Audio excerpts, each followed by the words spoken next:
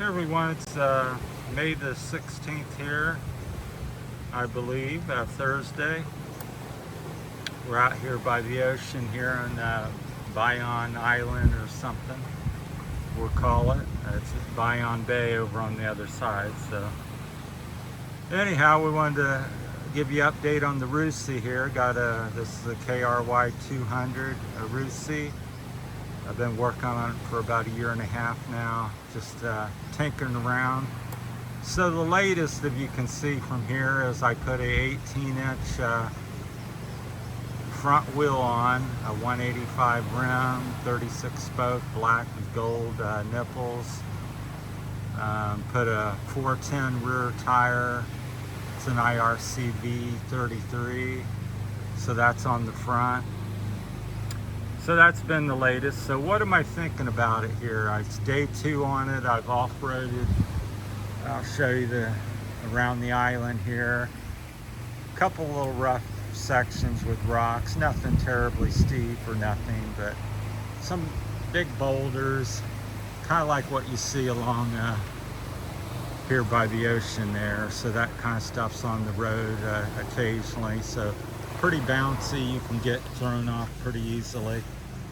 But so far I'm pretty pleased. I thought maybe it wouldn't work out very well. It'd be vague or do this or that. It's a little handling difference, but for the most part everything's on the positive side. Just eats up bumps and really digs in, like this rock next to it.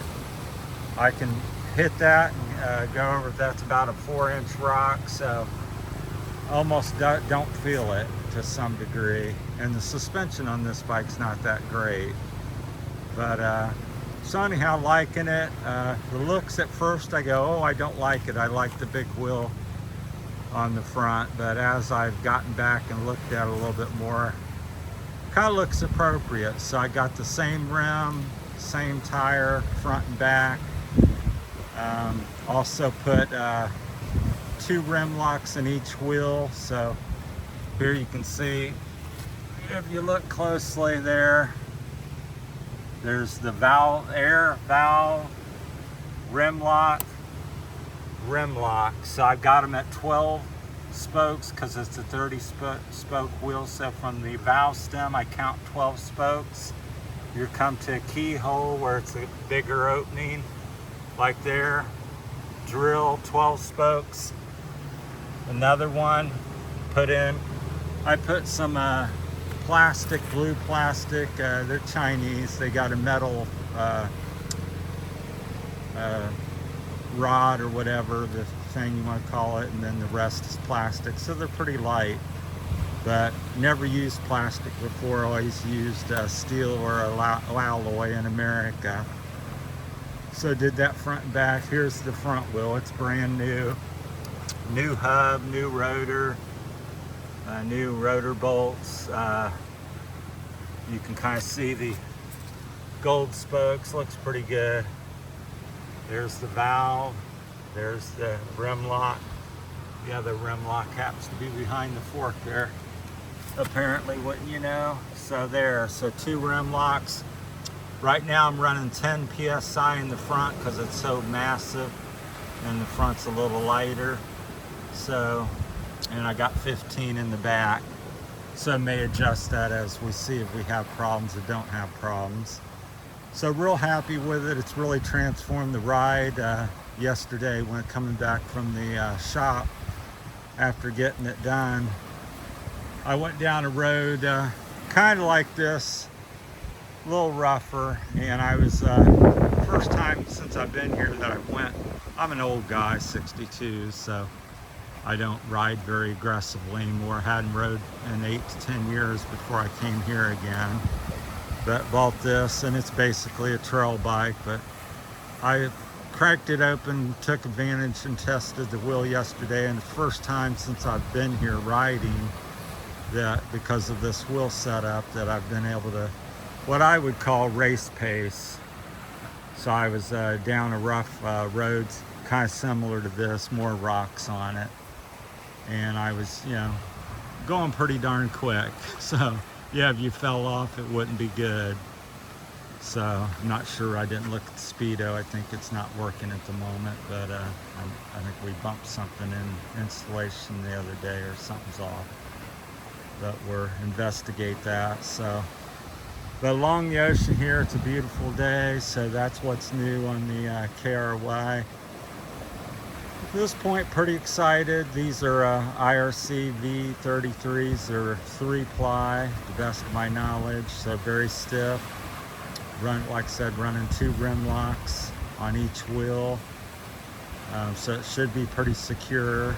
And with a stiff carcass and the 2 rim locks, I should be able to run flat free. Not you know, yeah, you know what I mean.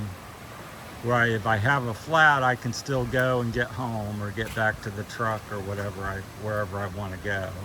So they should stay on the rims pretty good. They're a nice stiff tire.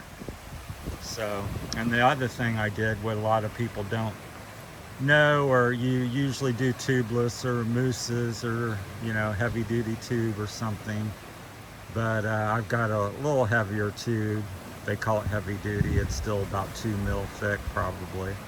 Hard to get things here in the Philippines, but I got I also added some rim tire sealant like you do tubeless. So I've installed that in the tube, which I've done in the past. I've been doing tubeless setups for about 25, 30 years. So did that, and it does work. I think it may work a little bit better if it wasn't tube, because there's like talcum powder or some sort of powder in the tube, which may affect it a little bit, but I think it's still effective. I do get fewer flats when I'm running that. So that's my setup. 2 rim locks, 18-inch wheels front and back, 410 tire, heavy duty tube with sealant. Day 2, off-roading a little bit, and I'm definitely faster because it's just more predictable over the rocks and bumps here, because it's pretty rocky terrain here in the Philippines where I live. So, and I think the front tires are much more aggressive, you know, in the mud, the spacing versus what I had. I think I had a IRC V35. I thought the knobs were a little flexy, and it was 2-ply carcass, so very soft. I ran it about 15. So I wanted to try this setup. You know, people, you know, always like doing different things. So do I think it's the hot setup? Maybe. But a lot of people complain about a wider tire, you know, climbing out of ruts and handling a little different, which is, it's going to handle different. I haven't experienced the rut thing, so I just noticed when I'm running over boulders and loose stuff and big holes, seems to eat it up better than a 21, simply because I have more tire flotation, and that's a 4-inch tire versus a 2.5, 3-inch tire. So I have at least an inch more, and it's about an inch smaller, shorter off the ground, and the circumference of it's about 4 inches shorter. But you divide, you know, that 4 ways, so it's only, overall height's only an inch lower to the ground than a 21. So not as much as one might think, even though it looks massive when you put the 21-inch wheel up there, but that's going 4 different ways. And this runs about an inch bigger tire on that, and of course the tire selection's fantastic for either a 21 or 18, so they're the hot setup for enduro rider. So that's what's going on. Day 2, 2 rides, pretty, like I said, very happy with it, pleasantly, because I was like, it's no big deal, I'll put the other one on it, it's still together. It has the same setup, 2 rim locks, sealant, and heavy duty tube on the 21, but so far I'm liking this and going to continue with it because it's showing promise. So that's the back. I've had that one on. It's wearing really well. Still has the I don't get too aggressive, I guess. Still has the little nubs on the side, and still has the, well, it's about gone, little indentations there, because it used to look like this in the middle there, so they've worn down a little bit. That's starting to disappear. So anyhow, pretty happy with it. My next project to try to improve the forks a little bit, I'm going to put a tap and put a air bleed screws up here to let air out of it. So those that don't know, when your fork's working and heat and bumps and stuff, it builds up heat and possibly sucks some air past the seal, possibly. Anyhow, it builds up air in here, and that can make your forks feel harsh. So many of the upper end bikes come with a little fork bleed screw or something, that button you press or unscrew to let air out of it. So I'm going to install that here and see if that improves anything, if I'm getting much air in there. So hopefully I'll be able to negotiate the caps there, and there's a room enough to tap something in. So that's my bike. I'm on the side of the hill here, so it's a little harder to see. Got some blue alloy foot pegs. So far they haven't broken off. Got a blue alloy shifter. Got the kickstand modified for the taller tires and fork. I did get a 3-inch extension on the fork, so technically I'm supposed to be getting 12 inches of travel, but it's so darn stiff or something that I'm lucky to get about 7 at the most. You can kind of see the dirt. I've oiled it up trying to get some lubrication, see if it would go a little further, but that's not oil leak. And then the dust is collected on there, but that's what I've been using here. So I think I'd have to jump over a car to get more. So it's very stiff suspension for a beginner enduro style bike, trail bike. So that's it. I'm very happy with it at the moment, and like I said, the future, maybe some air bleeds. I may go with a bigger tire and do the black spokes and gold nipples on the back, and go with a 215. That's a 185 rim front and back. So I think I'll step up and go to a 215 when I modify the back anymore, because I think a wider rim supports the tire and the sidewalls and gives you more air volume. Been riding for 35-40 years, so I wouldn't say I'm like a pro or anything, but got some experience under my belt and like to play around. So just when you think there's nothing new, I come up with something new, so, or newer, or new but old, because most of these things I do have been tried in the past. Another thing I like that seems to be paying dividends is I've switched to a straight weight 40 weight oil, and so I'm doing that in the bike. Most of the time people do a 1040, 1030, or 2050 if you really being aggressive with your oil, heavy duty, durable oil, but I find a 40 weight is even better. And the way I'm basing that information is that my clutch, when I got the bike, would overheat if I would ride really slowly or shift a lot, and anytime I was going slow and it would lock up and I couldn't shift, I'd have to stop and let it cool down for 15 to 30 minutes. And I finally put heavier clutch springs in and a different clutch plate, TMX, Honda, and Sniper springs. They're a little heavier duty. And it still kind of overheated, not quite as much, but still did. And then I put this 40 weight in it, haven't overheated nothing. And I was overheating every other ride practically before and doing that. So the clutch springs and clutch plates helped a little bit, about 25-30%. Then this heavy 40 weight oil, straight weight, solved the issue. I've not had any issue to date.